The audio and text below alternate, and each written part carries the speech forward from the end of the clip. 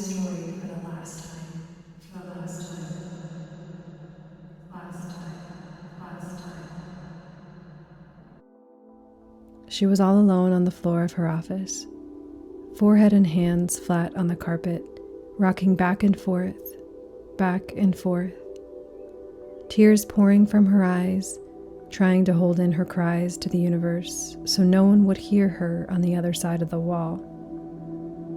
It was the type of cry that came from your guts and made you gasp for air. She tried to catch her breath now in the fetal position, still rocking herself back and forth in hopes to release the agonizing pain she felt in her body and heart, because it was all just too much. She didn't think she would make it through this time. Her 5th 7-year cycle of hell. Although her mouth didn't open, she screamed at the top of her lungs to the heavens, "Why am I here? Why is this happening? What am I supposed to do?" Immediately she heard an inaudible voice say, as clear as day, "You were made to love. That's what you've always done, and that's what you'll continue to do. There's more for you." She held her breath for a moment, stunned, wanting to hear and know more. In time, she would understand. This she I speak of was me. What got her to such a place? Here's your ticket to visualize the movie we'll call her life. Step into the theater and find a comfortable seat to catch just a glimpse of this story. Ready, set, play. Complications and challenges almost caused a loss in utero, but she came through. A Gemini June baby born unto parents who were doing the very best they could to stay together for her and her older brother. But they were barely surviving at best, hanging on by a frail thread. 2 years into her life, they decided to let go of the last remaining shreds of their failing relationship, and new characters would enter the scene to play parental roles. The battle for custody waged a great and dirty war, and the mother lost the fight. Ripped away from the only safety and security, left alone, different characters kept entering new scenes, and one of the older ones she trusted decided to repeatedly steal her innocence. Her slow death began before she even had time to live, and it went on for years, causing more destruction and devastation to her already damaged world. She never ever felt safe, no matter where she was. As she grew, so did the depth of rejection, fear, pain, and shame she felt every single day. It kept compiling and compacting with each passing year. She was so lost and felt intense, all-encompassing pain in every inhale and in every exhale.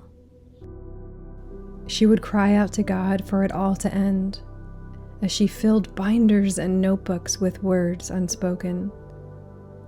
The light she tried to hang on to had completely gone out.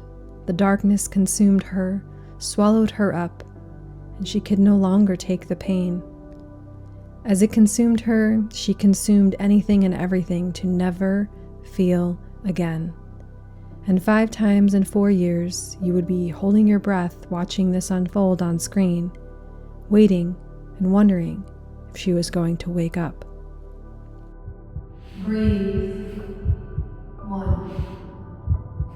Breathe. 2. Breathe.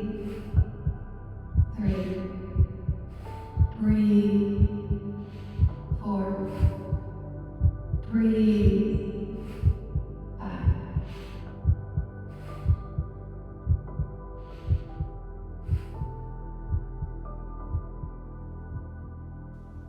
Each time she came to, but the last time was different and she was done. She tried to convince herself that it wasn't rape because it was a friend, but once she accepted the truth, guilt and blame and shame enveloped her again like thick, dense smoke filling her lungs, causing a slow and numb suffocation. Over the next few years of her life, she picked up the pieces like she had always done before, weighed down but with just enough moments of reprieve. She stumbled around, in and out of relational heartbreak, trying to find her place in a world where she always wanted to leave. She didn't know how to live, and never had a desire to. She finally moved away from the known, met a man and married him way too soon and way too young. Another disaster decision made in the dark. The cycle of pain and abuse perpetuated. Generational cycles ensued.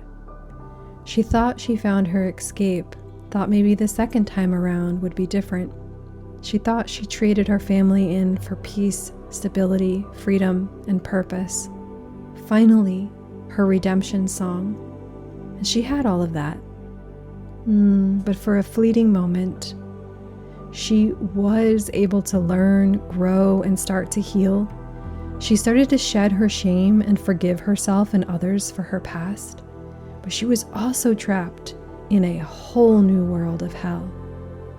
What once seemed to give her a breath of new life slowly started taking it from her. And it was a slow, excruciating suffocation, unlike anything she had ever experienced before. Any ounce of strength she gained was strategically siphoned away through manipulation and control.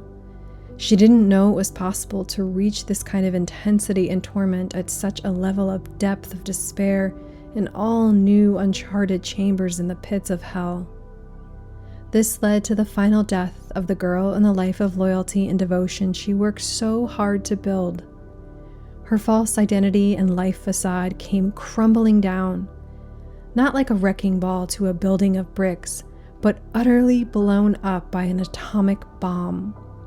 She didn't know how she'd ever recover from all the damage that was done. And now we've reached the scene in the timeline where we started with in this movie.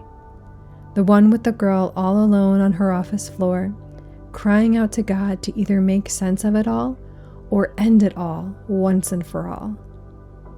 And this was the catalyst for what finally woke me up, annihilating everyone and everything in my life as I knew it. To die and be reborn, to begin again from ground zero. See, all along there was a plan. Oh, to be awake in the dream. What no one gets to see in this movie is the behind-the-scenes work that was being done the whole time. This includes the decade of time the universe kept bringing people into my path to mentor and love. My lifetime of pain brought me face to face with my purpose. And as it turns out, I was living it all along. The endless ability to keep my heart open and keep on loving, no matter what I endured. I found myself with an angel in the front seat of a rental car being driven across the country with only the belongings that would fit into it, to a place I'd never been, to begin my life anew. In the middle of what appeared to be the ending of everything I had ever known was really the beginning of everything I never knew I always wanted. In the trenches of what looked to be me losing it all was the gift of finding my true self for the first time. My soul's emergence had begun through this awakening, this initiation. A tiny spark of a belief ignited that I wasn't irrevocably broken or damaged beyond repair, and this was the true meaning of being born again. For there has to be an ending in order for there to be a beginning. Nothing we go through in life is wasted, and there is so much purpose in our pain. I went on a journey to discover, transform, and awaken into a woman who fell in love with herself for the first time. And I finally felt whole. I was finally remembering. I realized my worth and how incredibly invaluable I was. I went from wanting to die every single day to leave this body riddled with pain and shame, willing to do anything to just be able to leave this planet, to a full 180, choosing life, choosing to be here, fully, wholly, completely, arms and heart and eyes wide open, full on, fully in, and most importantly, choosing to really live. I woke up to remember I was beautifully, uniquely, perfectly, divinely designed to be exactly who I am. I finally remembered who I am. Oh, how we get consumed in the illusion of the character, lost in the human suit.